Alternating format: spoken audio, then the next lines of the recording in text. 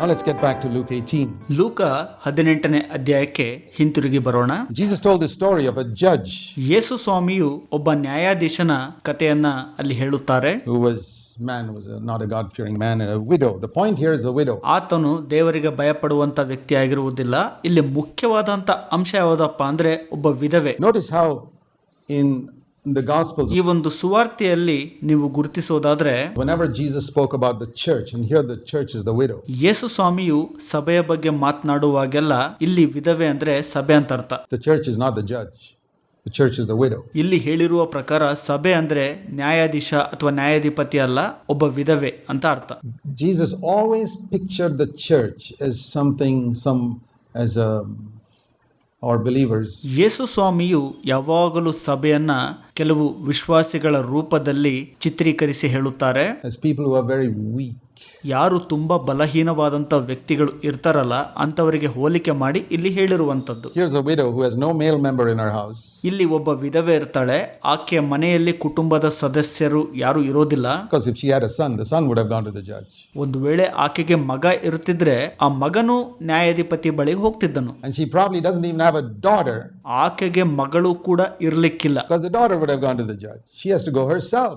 ಮಗಳು ಇದ್ದಿದ್ರೆ ಆಕೆ ನ್ಯಾಯಾಧೀಶನ ಬಳಿಗೆ ಹೋಗ್ತಿದ್ಲು. ಆದ್ರೆ ಇಲ್ಲಿ ವಿಧವೆನೇ ಹೋಗ್ತಾಳೆ. Why does this 70-year-old widow have to go herself? ಯಾಕೆ 70 ವರ್ಷದ ವೃದ್ಧೆಯು ವಿಧವೆಯು ಆ ನ್ಯಾಯಾಧೀಶನ ಬಳಿಗೆ ಸ್ವತಃ ಹೋಗ್ತಾಳೆ? Because she was childless perhaps, and her husband has died. And ಯಾಕಿರಬಹುದು ಅಂದ್ರೆ ಆಕೆಗೆ ಮಕ್ಕಳು ಇಲ್ಲದೆ ಇರಬಹುದು, ಆಕೆಯ ಗಂಡನು ಕೂಡ ಸತ್ತು ಹೋಗಿರಬಹುದು. This is the picture of the church, helpless. ಇದು ಸಭೆಯ ಚಿತ್ರಣವಾಗಿದೆ, ಅಸಹಾಯಕತೆ. Do you ever feel disappointed? Oh, I don't have influence in this world, and I don't have so much money. ನೀವು ಯಾವತ್ತಾದ್ರೂ ಈ ವಿಷಯವಾಗಿ ನಿರಾಶೆ ಹೊಂದಿದ್ದೀರಾ? ಈ ಲೋಕದಲ್ಲಿ ನನಗೆ ಯಾರ ಪ್ರಭಾವವೂ ಇಲ್ಲ ಅಥವಾ ನನ್ನ ಬಳಿ ಹೆಚ್ಚು ಹಣ ಇಲ್ಲ ಅಂತ. Brother, you're qualified to be a part of the church. ಸಹೋದರನೇ, ನೀನು ಸಭೆಗೆ ಅರ್ಹತೆಯನ್ನ ಗಿಟ್ಟಿಸಿದ್ದಿ. Think of Jesus said about the church like sheep in the midst of wolves. ಯೇಸು ಸ್ವಾಮಿಯು ಈ ರೀತಿ ಹೇಳಿರುವಂತದ್ದನ್ನ ಯೋಚಿಸ್ರಿ. ಸಭೆಯು ತೋಳಗಳ ಮಧ್ಯದಲ್ಲಿ ಕುರಿಯಂತಿದೆ ಅಂತ. Which is the church, the wolves or the sheep? The sheep. ಯಾವುದು ಹಾಗಾದ್ರೆ ಸಭೆ ಅಂದ್ರೆ? ತೋಳನ ಅಥವಾ ಕುರಿನ? The helpless ones, that's the church. ಅಸಹಾಯಕರು ಒಳಗೊಂಡಿರುವಂತದ್ದು, ಅದೇ ಸಭೆ ಅಂದ್ರೆ. The widow, that's the church.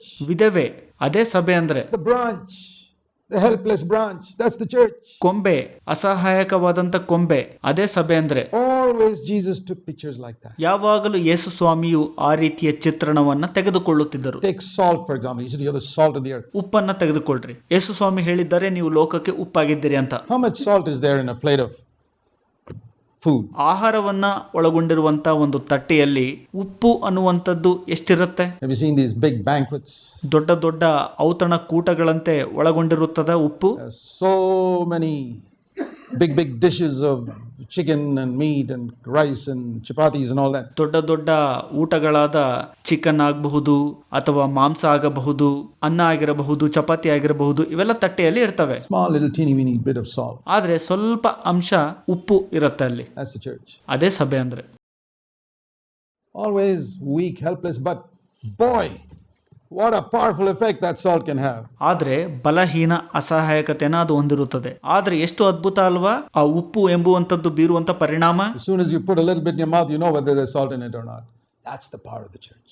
ನೀವು ಸ್ವಲ್ಪ ಬಾಯಲ್ಲಿ ಏನಾದ್ರೂ ಆಹಾರ ತೆಗೆದುಕೊಂಡ್ರೆ ಗೊತ್ತಾಗ್ಬಿಡತ್ತೆ ಅದರಲ್ಲಿ ಉಪ್ಪು ಇದೇನೋ ಇಲ್ವೋ ಅಂತ. ಅದೇ ಸಭೆಯ ಬಲ ಅಂದ್ರೆ. Weak, helpless, small, despised by others, but powerful. ಬಲಹೀನತೆಗೊಂಡಿರುವಂಥದ್ದು, ಅಸಹಾಯಕವಾಗಿರುವಂಥದ್ದು, ಸಣ್ಣದಾಗಿರುವಂಥದ್ದು, ಇತರರಿಂದ ತಿರಸ್ಕಾರಕ್ಕೆ ಒಳಗಾಗಿರುವಂಥದ್ದು, ಆದರೆ ಬಹಳ ಬಲಶಾಲಿಯಾಗಿರುವಂಥದ್ದು. Because we are in contact with God and the others are not. ಯಾಕಂದ್ರೆ ನಾವು ದೇವರೊಟ್ಟಿಗೆ ಸಂಪರ್ಕ ಹೊಂದಿರುತ್ತೇವೆ, ಇತರರು ಹೊಂದಿರುವುದಿಲ್ಲ. So this widow goes to the judge. ಈ ವಿಧವೆಯು ನ್ಯಾಯಾಧಿಪತಿ ಬಳಿಗೆ ಹೋಗ್ತಾಳೆ. And notice what she asks for. ಆಕೆ ಏನನ್ನ ಕೇಳಿದಳು ಅದನ್ನ ನೀವು ಗಮನಿಸ್ರಿ. Give me protection from my enemy. Verse 3. 3ನೇ ವಚನ NASB ಅನುವಾದ ಹೇಳುತ್ತೆ, ನನ್ನ ವೈರಿಯಿಂದ ನನಗೆ ರಕ್ಷಣೆ ಕೊಡು ಎಂಬುದಾಗಿ. So what am I now? Remember at the end Jesus said, will I find this type of faith in the earth? ಕಡೆಯಲ್ಲಿ ಯೇಸು ಸ್ವಾಮಿಯು ಹೇಳಿದ್ದನ್ನ ನೆನಪು ಮಾಡಿಕೊಳ್ಳ್ರಿ. ಭೂಮಿಯ ಮೇಲೆ ನಂಬಿಕೆಯನ್ನ ಕಾಣುವನು ಮನುಷ್ಯ ಕುಮಾರನು ಬಂದಾಗ ಎಂಬುದಾಗಿ ಹೇಳಿದ್ದನ್ನ. Faith for what? ನಂಬಿಕೆಯು ಏನಿಕ್ಕೋಸ್ಕರ? It's not faith for money. It's not faith even for healing. ಹಣಕ್ಕೋಸ್ಕರವಾಗಿ ಇರುವಂತ ನಂಬಿಕೆಯಲ್ಲ, ಅಥವಾ ಸ್ವಸ್ಥತೆಗಾಗಿ ಇರುವಂತ ನಂಬಿಕೆಯಲ್ಲ. It's faith for protection from my enemy. ನನ್ನ ವೈರಿಯಿಂದ ತಪ್ಪಿಸಿಕೊಳ್ಳಲು ನನಗೆ ರಕ್ಷಣೆ ಬೇಕು, ಅದಕ್ಕೆ ನಂಬಿಕೆ. Deliver me from evil. ಕೇಡಿನಿಂದ ನನ್ನನ್ನು ತಪ್ಪಿಸಿ ಕಾಪಾಡು. That's what Jesus taught us in our prayer. ಅದನ್ನೇ ಯೇಸು ಸ್ವಾಮಿಯು ನಮ್ಮ ಪ್ರಾರ್ಥನೆಯಲ್ಲಿ ಮಾಡುವಂತೆ ತಿಳಿಸಿದ್ದು. Protection from my enemy. My enemy is the devil. ನನ್ನ ವೈರಿಯಿಂದ ತಪ್ಪಿಸಿಕೊಳ್ಳಲು ರಕ್ಷಣೆ ಬೇಕು ನನಗೆ ಅಂತ ನನ್ನ ವೈರಿಯು ಸೈತಾನನಾಗಿದ್ದಾನೆ. And he's trying to encroach into my life in different areas. ನನ್ನ ಜೀವಿತದ ಬೇರೆ ಬೇರೆ ಕ್ಷೇತ್ರಗಳಲ್ಲಿ ಆತನು ಅತಿಕ್ರಮಣ ಮಾಡುವಂತ ಪ್ರಯತ್ನ ಮಾಡುತ್ತಿದ್ದಾನೆ. He's already encroached so many areas. I've got to get it back from him. ಆತನು ಈಗಾಗಲೇ ಅನೇಕ ಕ್ಷೇತ್ರಗಳನ್ನ ಅತಿಕ್ರಮಣ ಮಾಡಿಕೊಂಡಿದ್ದಾನೆ, ಅದನ್ನ ನಾನು ಆತನಿಂದ ಹಿಂತಿರುಗಿಸಿಕೊಳ್ಳಬೇಕು. And I get the picture of a widow who's got ನಾನು ಈ ಒಂದು ಚಿತ್ರಣವನ್ನ ಪಡೆದುಕೊಳ್ಳುತ್ತೇನೆ. ಆ ವಿಧವೆಯು maybe her husband bought a bit of land and house and she's living there. Now her husband is dead. ಆಕೆಯ ಗಂಡ ಯಾವುದೋ ಒಂದು ಜಾಗ ತೆಗೆದುಕೊಂಡು ಅಲ್ಲಿ ಮನೆ ಕಟ್ಟಿರ್ತಾನೆ. ಆ ಮನೆಯಲ್ಲಿ ಈ ವಿಧವೆ ವಾಸವಾಗಿರುತ್ತಾಳೆ. And this greedy neighbor, wicked man, ಈ ದುರಾಶೆ ಉಳ್ಳಂತ ಈ ಕೆಟ್ಟ ವ್ಯಕ್ತಿ ಒಬ್ಬ feels, this widow's husband is dead. There's now got no children. I can little by little occupy her property. ಆ ವ್ಯಕ್ತಿ ಯೋಚಿಸ್ತಾನೆ, ಈಕೆಗೆ ಮಕ್ಕಳಿಲ್ಲ, ಗಂಡ ಸತ್ತೋಗ್ಬಿಟ್ಟಿದ್ದಾನೆ, ಸ್ವಲ್ಪ ಸ್ವಲ್ಪವಾಗಿ ಆಕೆ ಆಸ್ತಿಯನ್ನ ಅತಿಕ್ರಮಣ ಮಾಡೋಣ ಅಂತ ದುರಾಲೋಚನೆ ಮಾಡುತ್ತಾನೆ. And moves the fence more and more, moves his fence more and more and more. And this widow sees, ತನ್ನ ಅಳತೆಯನ್ನ ಸ್ವಲ್ಪ ಹೆಚ್ಚಿಸಿಕೊಳ್ಳುತ್ತಾ ಹೋಗ್ತಾನೆ. ಈ ವಿಧವೆಯು ಅದನ್ನ ಗಮನಿಸುತ್ತಾಳೆ. that guy's fence coming more and more into her property. And ಆ ವ್ಯಕ್ತಿಯು ಆಕೆಯ ಆಸ್ತಿಯನ್ನ ಸಂಪೂರ್ಣವಾಗಿ ಕಬಳಿಸಿಕೊಳ್ಳಲು ಹತ್ರ ಬರ್ತಿರ್ತಾನೆ. she can't fight with this powerful mafia man who lives next door to her. ಆಕೆಯ ಮನೆಯ ಪಕ್ಕದಲ್ಲೇ ಇರುವಂತ ಬಲಶಾಲಿಯಾದಂತ ಮಾಫಿಯಾ ವ್ಯಕ್ತಿ ಬಳಿ ಹೋರಾಟ ಮಾಡಬೇಕಾಗಿರತ್ತೆ. She goes to the judge. ಆಗ ಆಕೆ ನ್ಯಾಯಾಧಿಪತಿ ಬಳಿ ಹೋಗ್ತಾಳೆ. Give me protection. I mean, if she could handle it herself, why should she go to the judge? ನನಗೆ ರಕ್ಷಣೆ ಕೊಡು ಅಥವಾ ನ್ಯಾಯ ತೀರಿಸು ಅಂತ ಹೋಗ್ತಾಳೆ. ಆಕೆಯೇ ಅದನ್ನ ನಿರ್ವಹಿಸಲು ಆಗಿದ್ದಿದ್ರೆ ಯಾಕೆ ಅವಳು ನ್ಯಾಯಾಧೀಶನ ಬಳಿ ಬರ್ತಿದ್ಲು? If she could have gone and bashed him up herself, she can't. ಆಕೆನೆ ಹೋಗಿ ಆತನನ್ನ ಎದುರಿಸುತ್ತಿದ್ದಳು ಅಥವಾ ಚಿಮಾರಿ ಹಾಕ್ತಿದ್ಲು, ಆದ್ರೆ ಆಕೆ ಕೈಲಿ ಆಗಲಿಲ್ಲ. The church can't go and bash up the devil. Sorry. ಸಭೆಯು ಸೈತಾನನ ಬಳಿ ಹೋಗಿ ಆತನನ್ನ ಚಿಮಾರಿ ಹಾಕಲು ಆಗೋಲ್ಲ. We got to go to God and say, Lord, give us protection against our enemy. ನಾವು ದೇವರ ಬಳಿಗೆ ಹೋಗಿ ಹೇಳಬೇಕು, ಕರ್ತರೆ ನಮಗೆ ನಮ್ಮ ವೈರಿಯಿಂದ ತಪ್ಪಿಸಿಕೊಳ್ಳಲು ರಕ್ಷಣೆ ಕೊಡು ಅಂತ. It's not only the devil, it's our flesh. ಅದು ಸೈತಾನನು ಮಾತ್ರ ಅಲ್ಲ, ಅದು ನಮ್ಮ ಮಾಂಸದಿಂದನೂ ಕೂಡ. I hope you know that the flesh is also much stronger than you are. ನಿಮಗೆ ಗೊತ್ತಿದೆ ಅಂತ ನಾನು ನೆನೆಸ್ತೀನಿ, ನಮ್ಮ ಮಾಂಸವು ಕೂಡ ಹೆಚ್ಚು ಬಲಶಾಲಿಯಾದದ್ದು. This thing which the Bible calls the flesh, our nature, which we've inherited from Adam. ಸತ್ಯವೇದವು ಕರೆಯುವಂತ ಮಾಂಸ ಎಂಬುದು ಆದಾಮನಿಂದ ಪಡೆದುಕೊಂಡಂತ ಒಂದು ಸ್ವಭಾವ ಆಗಿದೆ, ಅದು ಬಾಧ್ಯತೆ ಆಗಿದೆ. It's more powerful. ಅದು ಬಹಳ ಬಲಶಾಲಿಯಾದ. And when you try to fight with it, it's like a widow fighting with some mafia don. ನೀವು ಅದರೊಟ್ಟಿಗೆ ಸ್ವತಃ ನೀವೇ ಹೋಗಿ ಹೋರಾಟ ಮಾಡೋದು ಆ ವಿಧವೆಯು ಮಾಫಿಯಾ ಡಾನ್ ಜೊತೆ ಹೋರಾಟ ಮಾಡಿದ ಹಾಗಿರುತ್ತದೆ. You can't. You won't succeed. ಇಲ್ಲ, ನಿಮ್ ಕೈಲಿ ಆಗೋದಿಲ್ಲ, ನೀವು ಯಶಸ್ಸು ಕಾಣೋದಿಲ್ಲ. But if God helps you, you can handle 10,000 enemies like that. ದೇವರು ನಿಮಗೆ ಸಹಾಯ ಮಾಡೋದಾದ್ರೆ ನೀವು 10,000 ವೈರಿಗಳನ್ನ ಎದುರಿಸುತ್ತೀರಿ. That's the picture here. We're going to God and say, Lord, protect me against my enemy. ಅದೇ ಚಿತ್ರಣ ನಮಗೆ ಇಲ್ಲಿ ಸಿಗುವಂತದ್ದು. ಕರ್ತನ ಬಳಿ ಹೋಗಿ ಹೇಳಬೇಕು, ಕರ್ತರೆ ನನಗೆ ನನ್ನ ವೈರಿಯಿಂದ ರಕ್ಷಣೆ ಕೊಡ್ರಿ ಅಂತ. I'm not going to God and say, Lord, give me more property or give me a better car. I'm saying, protect me against my enemy. ನಾನು ಕರ್ತನ ಬಳಿಗೆ ಹೋಗಿ ಕರ್ತರೆ ನನಗೆ ಹೆಚ್ಚು ಆಸ್ತಿ ಕೊಡ್ರಿ, ಕಾರ್ ಕೊಡ್ರಿ ಅಂತ ಹೇಳೋದಲ್ಲ, ನನ್ನ ವೈರಿಯಿಂದ ನನಗೆ ರಕ್ಷಣೆ ಕೊಡ್ರಿ ಅಂತ ಕೇಳುವುದು. Will the Son of Man find faith like this when he comes to the earth? ಆದಾಗ್ಯೂ ಮನುಷ್ಯ ಕುಮಾರನು ಬಂದಾಗ ಭೂಮಿಯ ಮೇಲೆ ಈ ರೀತಿಯ ನಂಬಿಕೆಯನ್ನ ಕಾಣುವನೋ? Will he find people whose primary prayer is, ಈ ರೀತಿಯ ಪ್ರಾಥಮಿಕ ಪ್ರಾರ್ಥನೆಯನ್ನ ಹೊಂದಿರುವಂತ ಜನರನ್ನು ಆತನು ಕಾಣುವನೋ? Lord, protect me from my enemy, that my heart is not defiled. ಕರ್ತರೆ ನನ್ನ ಹೃದಯವು ಕೆಟ್ಟು ಹೋಗದಂತೆ ನನ್ನ ವೈರಿಯಿಂದ ತಪ್ಪಿಸಿಕೊಳ್ಳಲು ನನಗೆ ರಕ್ಷಣೆ ಕೊಡು ಅನ್ನುವಂಥದ್ದು. I'll keep my heart pure. ನಾನು ನನ್ನ ಹೃದಯವನ್ನ ಶುದ್ಧವಾಗಿ ಇಟ್ಟುಕೊಳ್ಳಬೇಕು. You won't find it. ಆತನು ಆ ರೀತಿ ಕಂಡುಕೊಳ್ಳುವುದು ಅಷ್ಟು ಸುಲಭ ಅಲ್ಲ. Very rare to find it in India, very rare to find it around the world. ಭಾರತದಲ್ಲಾಗಬಹುದು, ಇಡೀ ಲೋಕದ ಪೂರ್ತಿ ಆ ರೀತಿ ಕಂಡುಕೊಳ್ಳುವಂಥದ್ದು ಬಹಳ ವಿರಳ. And it says here, ಇಲ್ಲಿ ಹೇಳುತ್ತೆ, now remember, this judge is not a picture of God. ನೆನಪಿಡ್ರಿ, ಇಲ್ಲಿ ಹೇಳಿರುವಂತ ನ್ಯಾಯಾಧಿಪತಿಯು ದೇವರ ಚಿತ್ರಣವಲ್ಲ. Jesus is trying to contrast. ಇಲ್ಲಿ ಯೇಸು ಸ್ವಾಮಿಯು ವ್ಯತ್ಯಾಸಿಸುವುದನ್ನ ಪ್ರಯತ್ನ ಮಾಡ್ತಾ ಇದ್ದಾರೆ. If an evil, corrupt judge ಒಬ್ಬ ಕೆಟ್ಟ ಭ್ರಷ್ಟ ನ್ಯಾಯಾಧಿಪತಿಯು does something for this widow, ಈ ವಿಧವೆಗೆ ಏನೋ ಒಂದು ಮಾಡುವಾಗ how much more a perfect heavenly Father will do for you. That's the contrast. ಇನ್ನು ಎಷ್ಟು ಹೆಚ್ಚಾಗಿ ಪರಲೋಕದಲ್ಲಿನ ಪರಿಪೂರ್ಣ ತಂದೆಯು ನಿಮಗೆ ಮಾಡುವನು ಅಲ್ವೇ? ಅದೇ ವ್ಯತ್ಯಾಸ ಇಲ್ಲಿ. So remember that. ಹಾಗಾಗಿ ಅದನ್ನ ನೆನಪಿಡ್ರಿ. And so she keeps on going, she keeps going and banging the door in his house, and ಆಕೆ ಪದೇ ಪದೇ ಹೋಗಿ ಆ ನ್ಯಾಯಾಧಿಪತಿಯ ಮನೆಯ ದ್ವಾರವನ್ನ ತಟ್ಟುತ್ತಿದ್ದಳು, ಬಡಿಯುತ್ತಿದ್ದಳು, ಪದೇ ಪದೇ ಆ ರೀತಿ ಮಾಡುತ್ತಿದ್ದಳು. ಹೋಗಿ he opens and says, what do you want? I want protection against my enemy. Get away, I don't have time for you. She comes back at ಆತನು ಬಾಗಿಲು ತೆಗೆದು ಏನ್ ಬೇಕು ಅಂತ ಕೇಳ್ತಾನೆ. ಆಕೆ ಹೇಳ್ತಾಳೆ, ನನಗೆ ವೈರಿಯಿಂದ ತಪ್ಪಿಸಿಕೊಳ್ಳಲು ರಕ್ಷಣೆ ಬೇಕು ಅಂತ. ಆತ ಹೇಳ್ತಾನೆ, ಸಮಯ ಎಲ್ಲ ಹೋಗು ಅಂತ. ಆಕೆ ಬರ್ತಾಳೆ. 2:00 in the morning, bangs and bangs and says, what do you want? I want protection of my enemy. ಮಧ್ಯರಾತ್ರಿ 2 ಗಂಟೆಗೆ ಹೋಗ್ಬಿಟ್ಟು ಮತ್ತೆ ಹೋಗಿ ಬಾಗಿಲನ್ನ ಬಡಿತಾಳೆ. ಏನ್ ಬೇಕು ಅಂತ ಕೇಳ್ತಾನೆ. ನನಗೆ ರಕ್ಷಣೆ ಬೇಕು, ನನ್ನ ವೈರಿಯಿಂದ ತಪ್ಪಿಸಿಕೊಳ್ಳಲು ಅಂತ ಹೇಳ್ತಾಳೆ. Get away, don't disturb my sleep. ಇಲ್ಲಿಂದ ಹೊರಟೋಗು, ನನ್ನ ನಿದ್ದೆಯನ್ನು ಹಾಳು ಮಾಡಬೇಡ ಅಂತ ಹೇಳ್ತಾನಾತ. She comes back again next 2:00 in the morning. This guys get fed up. ಆಕೆ ಮುಂದಿನ ಮತ್ತೆ ಮುಂಜಾನೆ 2 ಗಂಟೆಗೆ ಬಂದು ಬಾಗಿಲು ಬಡಿತಾಳೆ. ಆತನು ಸುಸ್ತಾಗ್ಬಿಡ್ತಾನೆ. I better do something. ಈಕೆಗೆ ಏನಾದ್ರೂ ಒಂದು ಮಾಡಬೇಕು ಅಂತ ನಿರ್ಧಾರ ಮಾಡ್ತಾನೆ. And he does. ಮತ್ತು ಅದನ್ನ ಮಾಡ್ಕೊಡ್ತಾನ ಅವನು. And then he says, here, verse 6, hear what this unrighteous judge answered. ಇಲ್ಲಿ 6ನೇ ವಚನ ಈ ರೀತಿಯಾಗಿ ಹೇಳುತ್ತೆ, ಈ ಅನ್ಯಾಯಗಾರನಾದ ನ್ಯಾಯಾಧಿಪತಿಯು ಉತ್ತರ ಕೊಟ್ಟದ್ದನ್ನ ಕೇಳಿರಿ ಎಂಬುದಾಗಿ. An unrighteous judge was willing to help this widow against her enemy. ಅನ್ಯಾಯಗಾರನಾದ ನ್ಯಾಯಾಧಿಪತಿಯು ಆ ವೈರಿಯ ವಿರುದ್ಧವಾಗಿ ಈ ವಿಧವೆಗೆ ಸಹಾಯ ಮಾಡಲು ಇಚ್ಛಿಸುವುದಾದ್ರೆ, but you think God, a loving Father, ಆದರೆ ನೀವು ಯೋಚಿಸ್ತೀರಾ, ದೇವರು ನಿಮ್ಮನ್ನ ಪ್ರೀತಿಸುವಂತ ತಂದೆಯು will not bring justice, verse 7, for his elect. 7ನೇ ವಚನ, ದೇವರಾದುಕೊಂಡವರಿಗೆ ಅವರ ವಿಷಯದಲ್ಲಿ ನ್ಯಾಯವನ್ನು ತೀರಿಸದೆ ಇರುವನೇ? See, it is justice for us.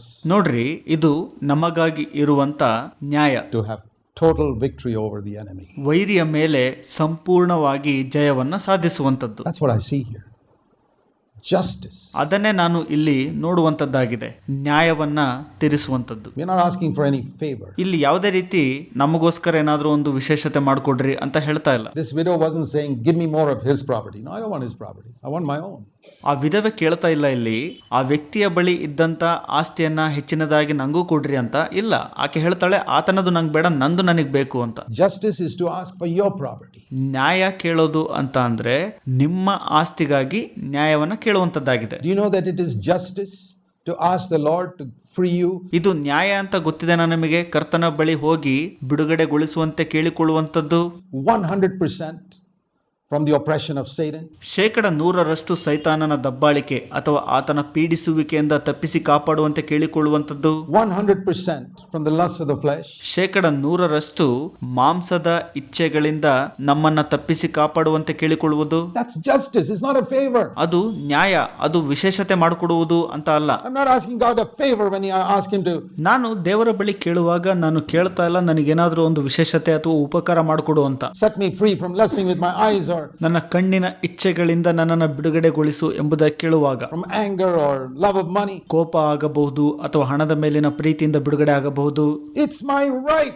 ಇದು ನನ್ನ ನ್ಯಾಯ. It was purchased for me on Calvary. ಅದು ಕಲ್ವಾರಿಯಲ್ಲಿ ನನಗಾಗಿ ಕೊಂಡುಕೊಳ್ಳಲ್ಪಟ್ಟಿರುವಂತದ್ದಾಗಿದೆ. It's my legal right. This property was purchased for me by my Savior. ನನ್ನ ರಕ್ಷಕನು ಕಲ್ವಾರಿಯಲ್ಲಿ ನನಗಾಗಿ ಕೊಂಡುಕೊಂಡಂತ ಆ ಒಂದು ಆಸ್ತಿಯು ನನಗೆ ಸಿಗಬೇಕಾದ ನ್ಯಾಯಸಮ್ಮತವಾದ ಹಕ್ಕು. And this is the boundary, and I say I've got every right. ಅದು ನನ್ನ ಮಿತಿ, ನನಗೆ ಎಲ್ಲ ಹಕ್ಕಿದೆ ಅದನ್ನ ತೆಗೆದುಕೊಳ್ಳಲು. Devils encroached on all sides and made me live in one little corner. ಸೈತಾನನು ಎಲ್ಲವನ್ನು ಅತಿಕ್ರಮಣ ಮಾಡಿಕೊಂಡು ನನ್ನನ್ನ ಒಂದು ಸಣ್ಣ ಮೂಲೆಯಲ್ಲಿ ಇರುವಂತೆ ಮಾಡಿಬಿಟ್ಟಿದ್ದಾನೆ. I tell you, believers are living in one little corner of their property, saying, ನಾನು ನಿಮಗೆ ಹೇಳ್ತೇನೆ, ವಿಶ್ವಾಸಿಗಳು ಅವರ ಆಸ್ತಿಯ ಜಾಗದಲ್ಲಿ ಒಂದು ಮೂಲೆಯಲ್ಲಿ ಜೀವಿಸುತ್ತಾ ಈ ರೀತಿ ಹೇಳ್ತಾರೆ.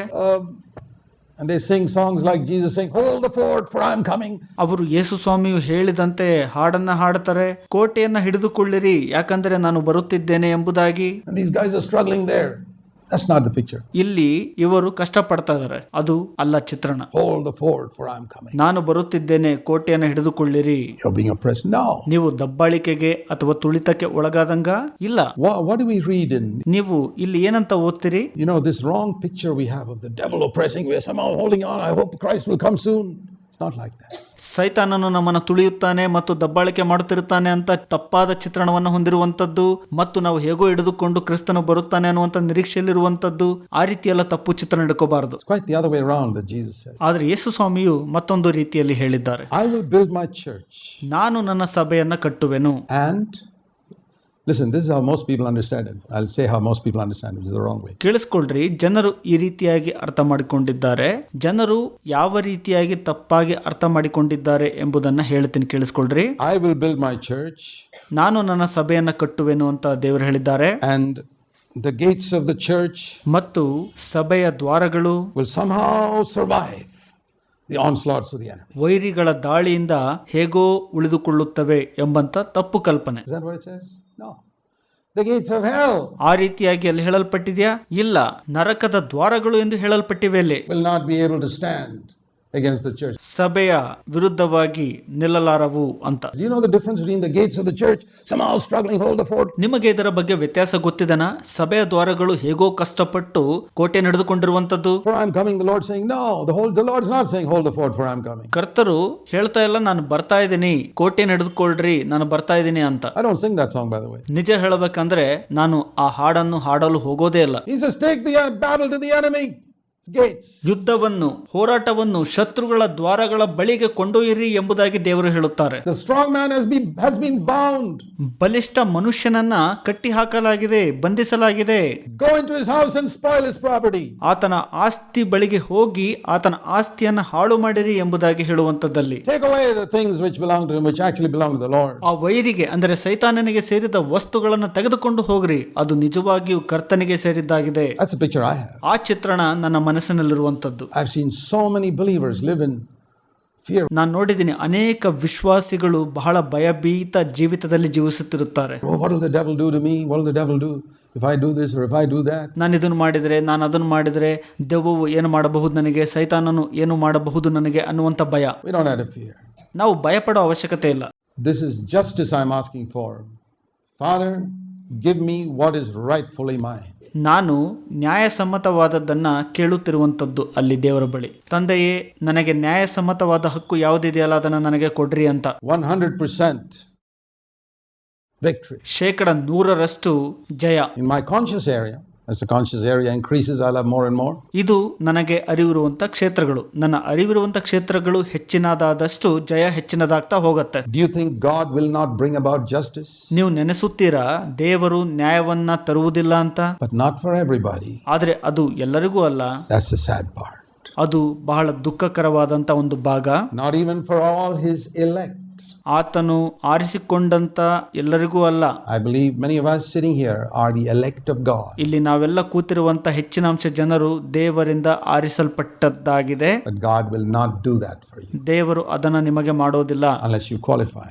ನೀವು ಅದಕ್ಕೆ ಅರ್ಹತೆಯನ್ನು ಗಿಟ್ಟಿಸುವವರೆಗೆ. For his elect who cry to him day and night. ದೇವರಾದುಕೊಂಡವರು ಆತನಿಗೆ ಹಗಲು ರಾತ್ರಿ ಮೊರೆ ಇಡುವಾಗ For them he will do it. ಅಂತವರಿಗೆ ಇದನ್ನ ಮಾಡ್ತಾರೆ ದೇವರು. And if anybody is sitting here ಇಲ್ಲಿ ಕೂತಿರುವಂತ ನಿಮ್ಮಲ್ಲಿ ಯಾರೇ ಆದ್ರೂ ಕೂಡ who is not only the elect but who elect who cries day and night, ಕೇವಲ ದೇವರಾದುಕೊಂಡವರು ಮಾತ್ರ ಅಲ್ಲ, ಆತನಿಗೆ ಹಗಲು ರಾತ್ರಿ ಮೊರೆ ಇಡುವವರಾಗಿದ್ರೆ, God, give me justice against my enemy. ದೇವರೇ, ನನ್ನ ವೈರಿಯ ವಿರುದ್ಧವಾಗಿ ನನಗೆ ನ್ಯಾಯವನ್ನ ಕೊಡ್ರಿ. Give me my right. The devil's encroached into a whole lot of areas in my life. ನನ್ನ ಜೀವಿತದ ಅನೇಕ ಕ್ಷೇತ್ರಗಳನ್ನ ಸೈತಾನನು ಅತಿಕ್ರಮಣ ಮಾಡಿಕೊಂಡಿದ್ದಾನೆ. ನನ್ನ ನ್ಯಾಯಸಮ್ಮತ ಹಕ್ಕನ್ನ ಕೊಡ್ರಿ. I want to drive him out completely. ನಾನು ಆತನನ್ನ ಹೊಡೆದೋಡಿಸಬೇಕು ಸಂಪೂರ್ಣವಾಗಿ. He's not going to rule any area of my life. He is not going to rule any area of my home. ಆತನು ನನ್ನ ಜೀವಿತದ ಯಾವುದೇ ಕ್ಷೇತ್ರವನ್ನು ಆಳಲು ಆಗುವುದಿಲ್ಲ, ನನ್ನ ಕುಟುಂಬದ ಯಾವುದೇ ಕ್ಷೇತ್ರವನ್ನು ಆಳಲು ಆಗುವುದಿಲ್ಲ ಆತನಿಗೆ. I'm not even going to lose one of my children to the devil or the world. ಲೋಕಕ್ಕಾಗಲಿ ಅಥವಾ ಸೈತಾನನಿಗೆ ಆಗಲಿ ನನ್ನ ಮಕ್ಕಳಲ್ಲಿ ಯಾರೊಬ್ಬರನ್ನು ಕೂಡ ನಾನು ಕಳೆದುಕೊಳ್ಳಲು ಇಷ್ಟಪಡುವುದಿಲ್ಲ. I'm amazed how so many believers can sit comfortably with their children unconverted. ನನಗೆ ವಿಸ್ಮಯ ಅನ್ಸತ್ತೆ, ಅನೇಕ ವಿಶ್ವಾಸಿಗಳು ಆರಾಮಾಗಿ ಕುತ್ಕೊಂಡಿರ್ತಾರೆ, ಅವರ ಮಕ್ಕಳು ಇನ್ನೂ ಕೂಡ ಪರಿವರ್ತನೆ ಹೊಂದದೆ ಇರುವಾಗ, ಅಂದರೆ ದೇವರ ಕಡೆ ಇಲ್ಲದಿರುವಾಗ. And I'm surprised that so many other believers ನನಗೆ ಅಚ್ಚರಿ ಅನ್ಸತ್ತೆ, ಇನ್ನೂ ಇತರ ವಿಶ್ವಾಸಿಗಳು are sitting satisfied because their children are converted and baptized. Oh, thank God. ಅವರು ತೃಪ್ತಿ ಹೊಂದ್ಕೊಂಡಿರ್ತಾರೆ ಯಾವುದರ ವಿಷಯದಲ್ಲಿ ಅಂದ್ರೆ, ನನ್ನ ಮಕ್ಕಳು ದೀಕ್ಷಾಸ್ನಾನ ಪಡೆದುಕೊಂಡಿದ್ದಾರೆ, ಪರಿವರ್ತನೆ ಹೊಂದಿದ್ದಾರೆ, ದೇವರಿಗೆ ಕೃತಜ್ಞತೆ ಅಂತ. My boy, my daughter got baptized. Is that enough? Jesus said, make him disciples. ನನ್ನ ಮಗ ಅಥವಾ ನನ್ನ ಮಗಳು ದೀಕ್ಷಾಸ್ನಾನ ಪಡೆದುಕೊಂಡಿದ್ದಾರೆ ಅಂತ ಹೇಳ್ತಾರೆ. ಅಷ್ಟೇ ಸಾಕ? ಯೇಸು ಸ್ವಾಮಿ ಹೇಳಿದ್ದಾರೆ, ಅವರನ್ನ ಶಿಷ್ಯರನ್ನಾಗಿ ಮಾಡಿರಿ ಅಂತ. We must not be satisfied if our children are baptized in water. ನಮ್ಮ ಮಕ್ಕಳು ನೀರಿನ ದೀಕ್ಷಾಸ್ನಾನ ಪಡೆದುಕೊಂಡಿದ್ದಕ್ಕಾಗಿ ನಾವು ಅದರಲ್ಲೇ ತೃಪ್ತಿ ಹೊಂದಿ ಬಿಡಬಾರದು. That's just coming to the starting line of the race. ಅದು ಕೇವಲ ಓಟದ ಮೊದಲ ಸಾಲಿನಲ್ಲಿ ಬಂದು ನಿಲ್ಲುವಂತದ್ದಷ್ಟೇ. We got to make sure they're running the race.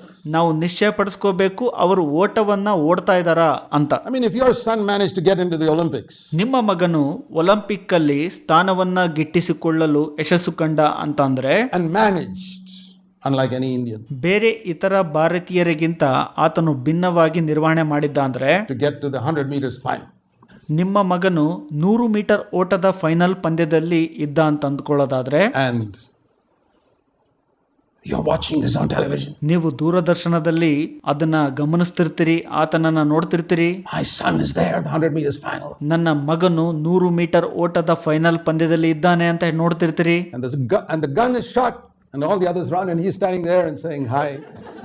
ಆ ಗನ್ ಹೊಡೆಯಲ್ಪಟ್ಟಾಗ, ಅಂದ್ರೆ ಪಂದ್ಯ ಆರಂಭವಾದಾಗ ಎಲ್ಲರೂ ಓಡ್ತಿರ್ತಾರೆ, ನಿಮ್ಮ ಮಗ ಅಲ್ಲೇ ನಿಂತ್ಕೊಂಡು ನಿಮಗೆ ಹಾಯ್ ಅಂತ ಹೇಳುವಾಗ You'd be terribly disappointed. ನಿಮಗೆ ಬಹಳ ಭಯಾನಕವಾದಂತ ಬೇಸರ ಆಗತ್ತಲ್ವಾ? Why are you satisfied that your son or daughter got to the starting line? ಯಾಕೆ ನೀವು ತೃಪ್ತಿ ಹೊಂದುತ್ತೀರಿ ಹಾಗಾದ್ರೆ ನಿಮ್ಮ ಮಗ ಅಥವಾ ಮಗಳು ಓಟದ ಮೊದಲ ಸಾಲಿನಲ್ಲಿ ಬಂದು ನಿಂತ್ಕೊಂಡ್ರೆ? That they got saved, they got baptized. ಅವರು ರಕ್ಷಣೆ ಹೊಂದಿದ್ದಾರೆ ಮತ್ತು ದೀಕ್ಷಾಸ್ನಾನ ಪಡೆದುಕೊಂಡಿದ್ದಾರೆ ಅಂತ ತೃಪ್ತಿ ಹೊಂದುತ್ತೀರಿ ನೀವು? I would never be satisfied. ನಾನು ಅದರಲ್ಲಿ ತೃಪ್ತಿ ಹೊಂದೋದಿಲ್ಲ. They must run the race. ಅವರು ಓಟವನ್ನ ಓಡುವವರಾಗಿರಬೇಕು. They must be disciples. ಅವರು ಶಿಷ್ಯಂದರಾಗಿರಬೇಕು. This saved and baptized is just for our honor. ರಕ್ಷಣೆ ಹೊಂದುವಂತದ್ದು ಮತ್ತು ದೀಕ್ಷಾಸ್ನಾನ ಪಡೆದುಕೊಳ್ಳುವಂತದ್ದು ಅದು ನಮ್ಮ ಗೌರವಕ್ಕಾಗಿ ಎಣಿಸುವಂತದ್ದಾಗಿದೆ. Oh, people in the church will think, ಸಭೆಯಲ್ಲಿರುವಂತ ಜನರು ಯೋಚನೆ ಮಾಡ್ಬಿಡ್ತಾರೆ, ಇಲ್ಲಾಂದ್ರೆ, oh, brother Zach's son is not yet baptized. ಸಹೋದರ ಜಾಕ್ ರವರ ಮಗ ಇನ್ನೂ ಕೂಡ ದೀಕ್ಷಾಸ್ನಾನ ಹೊಂದ್ಕೊಂಡಿಲ್ಲ. I couldn't care less what people in the church think. ಸಭೆಯಲ್ಲಿರುವಂತ ಜನರು ಏನೇ ಯೋಚನೆ ಮಾಡಿದ್ರು ನಾನು ಅದರ ಬಗ್ಗೆ ತಲೆ ಕೆಡಿಸ್ಕೊಳ್ಳೋದಿಲ್ಲ. What does God think? ದೇವರು ಏನು ಯೋಚಿಸ್ತಾರೆ ಅದು ನಂಗೆ ಬಹಳ ಮುಖ್ಯ. Dear brothers and sisters, train your children to be not just born again and baptized, but disciples of Jesus. ಪ್ರಿಯ ಸಹೋದರ ಮತ್ತು ಸಹೋದರಿಯರೇ, ನಿಮ್ಮ ಮಕ್ಕಳನ್ನು ಕೇವಲ ಹೊಸದಾಗಿ ಹುಟ್ಟೋದು, ದೀಕ್ಷಾಸ್ನಾನ ಇದಕ್ಕೆ ಮಾತ್ರ ತರಬೇತಿಗೊಳಿಸದೆ ಶಿಷ್ಯಂದರನ್ನಾಗಿ ಮಾಡಲು ತರಬೇತಿಗೊಳಿಸಿರಿ. To serve him, to live for him. ಆತನಿಗಾಗಿ ಸೇವೆ ಮಾಡಲು, ಕರ್ತನಿಗಾಗಿ ಜೀವಿಸಲು ತರಬೇತಿಗೊಳಿಸಿರಿ. And not one of your children or two, all of them. ಕೇವಲ ನಿಮ್ಮ ಮಕ್ಕಳಲ್ಲಿ ಒಬ್ಬರು ಅಥವಾ ಇಬ್ಬರು ಅಲ್ಲ, ಎಲ್ಲರೂ. Give me justice against my enemy. ನನ್ನ ವೈರಿಯ ವಿರುದ್ಧವಾಗಿ ನನಗೆ ನ್ಯಾಯವನ್ನ ಒದಗಿಸಿರಿ. He's Lord, the devil's come and encroached in some area of my property, which Christ purchased for me on the cross. ಕ್ರಿಸ್ತನು ನನಗಾಗಿ ಶಿಲುಬೆಯಲ್ಲಿ ಏನೇನು ಕೊಂಡುಕೊಂಡನಲ್ಲ, ಆ ಆಸ್ತಿಯಲ್ಲಿ ಕೆಲವೊಂದನ್ನ ಸೈತಾನನು ಅತಿಕ್ರಮಣ ಮಾಡಿಬಿಟ್ಟಿದ್ದಾನೆ. It happens to be part of my family. Give it back. ನನ್ನ ಕುಟುಂಬದ ಕೆಲವು ಭಾಗಗಳಿಗೆ ಈ ರೀತಿಯಾಗಿದೆ, ಅದನ್ನ ನನಗೆ ವಾಪಸ್ ಕೊಡ್ರಿ ಸ್ವಾಮಿ ಅಂತ ಕೇಳುವಂತದ್ದು. And how often should you pray? Day and night. ಎಷ್ಟು ಸಾರಿ ನೀವು ಪ್ರಾರ್ಥಿಸಬೇಕು? ಹಗಲು ಮತ್ತು ರಾತ್ರಿ. I can give you a written guarantee ನಾನು ನಿಮಗೆ ಲಿಖಿತ ರೂಪದಲ್ಲಿ ಭರವಸೆಯನ್ನ ಕೊಡ ಬಯಸುತ್ತೇನೆ. that God will give you back all the property the devil took away from you. ಸೈತಾನನು ನಿಮ್ಮಿಂದ ಏನೆಲ್ಲ ಆಸ್ತಿ ತೆಗೆದುಕೊಂಡನಲ್ಲ, ದೇವರು ಅದನ್ನ ನಿಮಗೆ ಹಿಂತಿರುಗಿಸಿ ಕೊಡುತ್ತಾರೆ. In your life or your family. ನಿಮ್ಮ ಜೀವಿತಕ್ಕಾಗಲಿ ಅಥವಾ ನಿಮ್ಮ ಕುಟುಂಬಕ್ಕಾಗಲಿ. But not if you take a sluggish thing and you're satisfied. All the believers in the church think my children are born again. ಸಭೆಯಲ್ಲಿರುವಂತ ಎಲ್ಲಾ ವಿಶ್ವಾಸಿಗಳು ನನ್ನ ಮಕ್ಕಳು ಹೊಸದಾಗಿ ಹುಟ್ಟಿದ್ದಾರೆ ಅಂತ ಯೋಚಿಸುತ್ತಾರೆ ಅಂತ ಅದರಲ್ಲೇ ನೀವು ತೃಪ್ತಿಯನ್ನ ಹೊಂದಿಕೊಂಡು ಜಡ ಹಿಡಿದವರಾಗಿ ಬಿಟ್ರೆ ಇಲ್ಲ, ಆ ರೀತಿಯಾಗಿರಬಾರದು. I tell you, you'll have terrific disappointment when you stand before the Lord. ಆಗ ನಾನು ನಿಮಗೆ ಹೇಳಕ್ ಇಷ್ಟಪಡ್ತೇನೆ, ನೀವು ಕರ್ತನ ಎದುರುಗಡೆ ನಿಂತ್ಕೊಂಡಾಗ ಬಹಳ ದೊಡ್ಡ ನಿರಾಸೆ ನಿಮಗೆ ಕಾದಿದೆ. Let's have a faith that endures till the end. ಆ ರೀತಿಯಾಗಿ ನಂಬಿಕೆಯು ಕಡೆಯವರೆಗೂ ತಾಳುವಂತದ್ದಾಗಿದೆ. Lord, give me back that which belongs to me. ಕರ್ತರೇ, ನನಗೆ ಸಂಬಂಧಪಟ್ಟದ್ದನ್ನ ನನಗೆ ಹಿಂತಿರುಗಿಸಿ ಕೊಡ್ರಿ. And here's a promise. I love this. ಇಲ್ಲಿ ಒಂದು ವಾಗ್ದಾನ ಇದೆ, ಅದನ್ನ ನಾನು ಬಹಳಷ್ಟು ಪ್ರೀತಿಸುತ್ತೇನೆ. It's the words of Jesus' mouth. Heaven and earth will pass away, but this word will not pass away. ಯೇಸು ಸ್ವಾಮಿಯ ಬಾಯಿಂದ ಬಂದಂತ ಮಾತು, ಆಕಾಶವು ಭೂಮಿಯು ಅಳಿದು ಹೋಗುವವು, ಆದರೆ ಯೇಸು ಸ್ವಾಮಿಯ ಮಾತುಗಳು ಅಳಿದು ಹೋಗುವುದೇ ಇಲ್ಲ. I tell you. ನಾನ್ ನಿಮಗೆ ಹೇಳಕ್ ಇಷ್ಟಪಡ್ತೀನಿ. I like it when Jesus says, I tell you. ನಾನು ನಿಮಗೆ ಹೇಳುತ್ತೇನೆ ಎಂದು ಯೇಸು ಸ್ವಾಮಿ ಈ ರೀತಿ ಹೇಳುವಾಗ ನನಗೆ ಅದು ಬಹಳ ಇಷ್ಟ. This is not Zach Poonen. Jesus saying, I tell you, verse 8. ಇದು ಝ್ಯಾಕ್ ಪುನನ್ ಹೇಳುತ್ತಿಲ್ಲ, ಇಲ್ಲಿ ಯೇಸು ಸ್ವಾಮಿ ಹೇಳುತ್ತಿದ್ದಾರೆ 8ನೇ ವಚನದಲ್ಲಿ, ನಾನು ನಿಮಗೆ ಹೇಳುತ್ತೇನೆ ಅಂತ. God will bring about justice for them. ದೇವರು ಅವರಿಗೆ ನ್ಯಾಯವನ್ನ ತೀರಿಸುವನು. Speedily, quickly, that problem you're facing. ನೀವು ಎದುರಿಸುತ್ತಿರುವಂತ ಸಮಸ್ಯೆಗೆ ಬೇಗನೆ, ತಕ್ಷಣಕ್ಕೆ ನ್ಯಾಯವನ್ನ ತೀರಿಸುವಂತದ್ದು. In your home, in your life, in your health, in any area. ನಿಮ್ಮ ಕುಟುಂಬದಲ್ಲಾಗಬಹುದು, ನಿಮ್ಮ ಮನೆಯಲ್ಲಾಗಬಹುದು, ನಿಮ್ಮ ಆರೋಗ್ಯದಲ್ಲಾಗಬಹುದು, ಇನ್ಯಾವುದೇ ಕ್ಷೇತ್ರದಲ್ಲಿ Speedily, quickly. ಬೇಗನೆ ಮತ್ತು ತಕ್ಷಣಕ್ಕೆ ನ್ಯಾಯವನ್ನ ತೀರಿಸುವಂತದ್ದು.